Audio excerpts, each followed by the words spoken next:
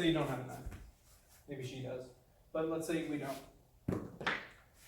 What are some tools that are better than punches for use of force and deadly force altercations? So look, we'll go against a punch, but understand that that's a fill-in for other things that could come.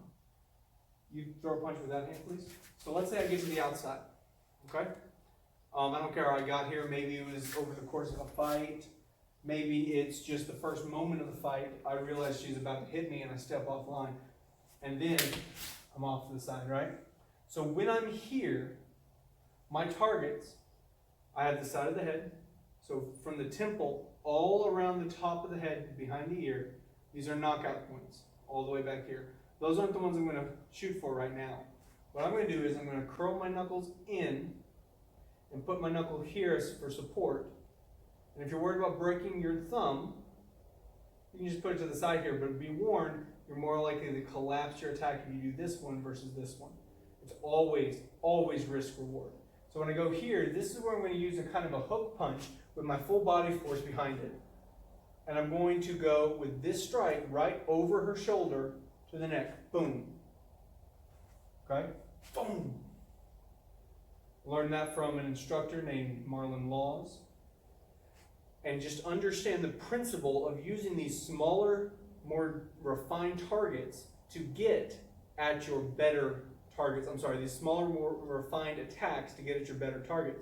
Because a full fist has trouble getting to a neck. It can, but if you tuck your chin down like a boxer, it's not getting in there. And I might break my knuckles on her forehead. I go here though, and if you'll tuck your chin, we'll just look on this side. Here, put your punch out. This strike here gets right in. Even though she's smaller than me, I go right into that spot. Boom. Okay? So one more time, she's going to hit me. I'm going to just shift and hook. Boom. Going slow because I don't want to hurt her. And she starts back at me with the other hand. I don't know which side's coming. Boom. I didn't know which side was coming, but I used the exact same technique. Now my arm is on the inside. I'm sliding up into that target. And I can still control her hand with this arm. If I were the one hitting here, it would be the same instance. You might say, well, your arm's a lot shorter than hers. Yeah, but she blocks first with that attack and then rides it down for the hit. Because, see, I've just spent my energy, boom, on that hit. Now she can spend hers on me. Okay? Now, I wouldn't advise necessarily for a smaller person getting up close like that, because that could turn into a grabbing situation. But if you go for that hit and you get that hit right here, it doesn't take a whole lot of force to knock someone out with that. And then she can just, if I'm still standing up, she can collapse the arm and move to the, not like that. Okay, so let me see your arm. So I've just gone to the inside and I've hit you, right, like you were. And I take my thumb and put it over your joint and my hand on the other side and I collapse you down. And then I'm going to use my kicks, boom, boom, to move to the back. Thanks.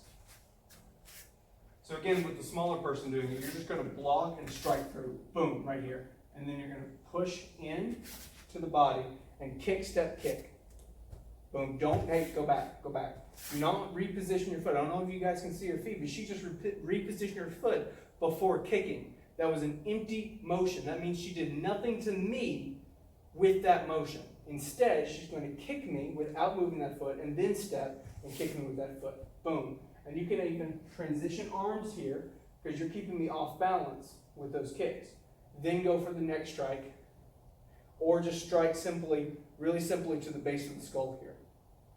Right? Because there's like a ball joint at the top of my spine, and part of my skull fits over that ball joint. So you hit right there and pop that ball joint off of the spine, and now I'm paralyzed. Fight's over. Okay? So one more time. You're going to block, strike, collapse, kick, step, kick, knock my head off. Ready? Boom, bam, that ends the fight. Boom, step, kick, step, boom, that ends the fight.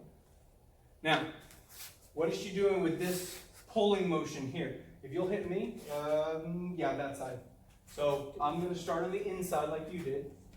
Boom, get a free hit here. Boom, here, collapse, kick, step, kick, transitioning safely with my hands. use my strike here. Using this inside of the wrist, guys, use your knees and your elbows to strike all the time. You know joints are good striking surfaces. Don't think that it's just the big ones. Boom, hit here, wrap around. I can either grab her tendons and pull, or I can grab her throat across and pull there. See, sorry, you okay? Yeah, good. So I grab here, throat's here, right on the inside, not pulling the throat, stabbing into the muscle behind the throat. Is that okay? Mm-hmm. Okay. So I do that because, boom, boom, transitioning. I'm collapsing her foot, right? But the reason I do this pull is because, can you push my arm? She can't push my arm because I'm bigger than her. If she's bigger than me though, this is only temporary solution. So I get her entire body twisting this way. So let's have you do that to me. I'm going to hit you with this hand. Ready? Block, hit, collapse, kick, step, big step, kick, okay, collapse. Now, that hand is going to hit me, boom. I want you to reach around and just drag my tendon over while shoving my arm. You cannot shove with a bent arm. If that arm is bent, you have no shove. And now, to generate power, you're not going to push with your arm, you're going to twist with your body. Because as you twist with your body, straighten that arm. As you twist with your body, you are simultaneously pulling and pushing. Now with this one, you're going to drag your elbow to your body. Yes, because any time that you do a grab or a pull and your arms are extended, you have no pull. You have no power. So again, you hit me. Boom, boom. Transitioning safely. Hit. I pin her to my body here. I'm not going to keep her at arm's length and try and muscle it. I connect her to my core, and then I move with my core. You okay? All right. One more time. Here. Boom. Collapse. Kick, step, kick. Okay? Hit. Reach, grab. Nope, you're pulling with your, you're just using friction there. Now, you're going to hook into my tendon.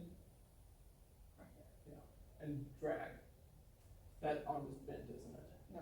Good. I checked. Go. This time. Oh, yeah!